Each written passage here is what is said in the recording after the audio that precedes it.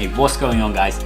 In this episode, I'm going to talk about carcinogens. I was recently thinking that if healthcare is being improved so much and nutritional deficiencies are being eradicated around the world, why is cancer on the rise? One of the reasons is that people tend to live longer lives these days, but there's also another reason. We're exposed to more and more things that are carcinogenic, and that's what I want to talk about in this episode. Not to be negative, but carcinogens can be found everywhere. And there are two main types of carcinogens. There are non-genotoxic carcinogens and genotoxic carcinogens.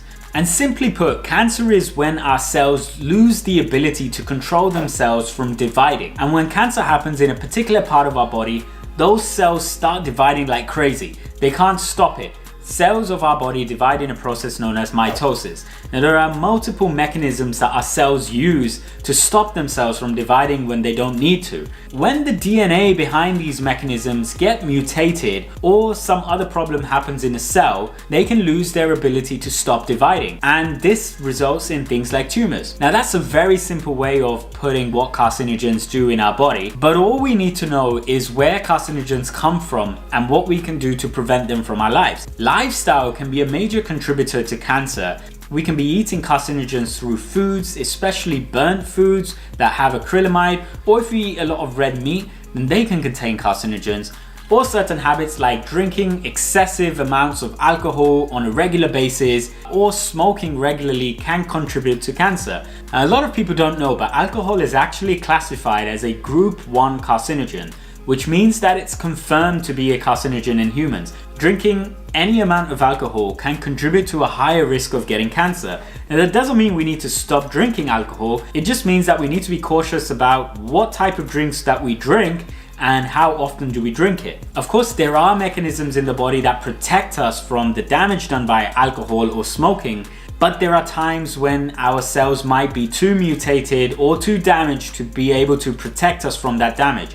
And that's when you start seeing the negative or harmful effects. There are also natural ways our bodies can be exposed to carcinogens. Ultraviolet radiation coming from the sun or even certain types of light can contribute to a higher risk of cancer. Ultraviolet light can directly damage our DNA, and by damaging our DNA, it can eventually result in those types of damage that result in things like tumors. Infectious agents can also result in stomach cancers, and then there are also things like medications. Of course, radiation like X-ray has been a known contributor to an increased risk of cancer for quite a long time. Suppressing your immune system too much or for excessively long durations of time, certain types of hormone therapies, and especially chemotherapy can result in increased risks of cancers. Now, this is a bit odd because chemotherapy is also used to treat cancer. Well, chemotherapy is usually employed in cancer to damage those cells that are already damaged and that can't control themselves from replicating, the cells that form tumors. But in chemotherapy, of course, there are also side effects. The cells that don't have cancer can also equally get affected by chemotherapy, and therefore chemotherapy is only employed when it needs to be. Things like asbestos and silica are known carcinogens as well. They can deposit in your lungs and your lungs are not able to get rid of it, and it leads to things like lung cancer. Another major contributor of cancer are household products and cosmetic products. Any company that sells any product, at least in Europe or America, has to check products for the risk of cancer. But one thing companies don't think about is how these products work together in increasing your risk of getting cancer. There's almost no product out there that a company can say will never produce cancer. There's a risk involved with every product out there. And the more products you use, the more risk you're accumulating. So if you use about 10 products on your hair every day, then your risk of cancer doesn't come from just one of those products. You're getting 10 times that effect potentially. And therefore you have a higher chance of getting cancer on that part of the body that you're exposing to too many different types of products that have trace amounts of toxins.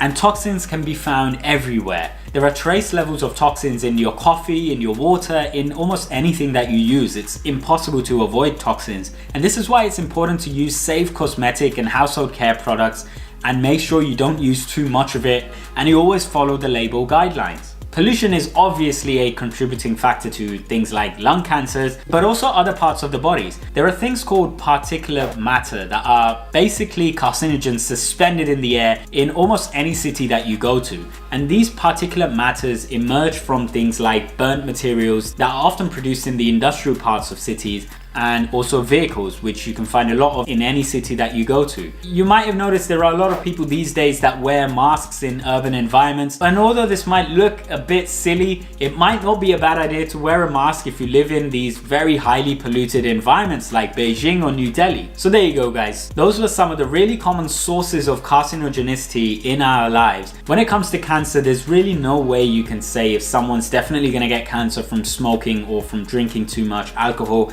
Everything is risk-based. If you already have a mutated BRCA gene or a BRCA gene, then you have a higher risk of something like breast cancer. And the only thing that might be in your control is to control these exposures to carcinogens, to make sure that you stay out of sunlight and to make sure that you don't eat things that are carcinogenic to your body. And that's why I thought of making this short video, because there definitely needs to be more awareness about what things cause cancer and how we can avoid them from our lives. So I hope you found this video useful. Make sure you hit the like button, the subscribe button, and the bell button so you know when I release my next video. I'm Roshan Patel, and you have a great week.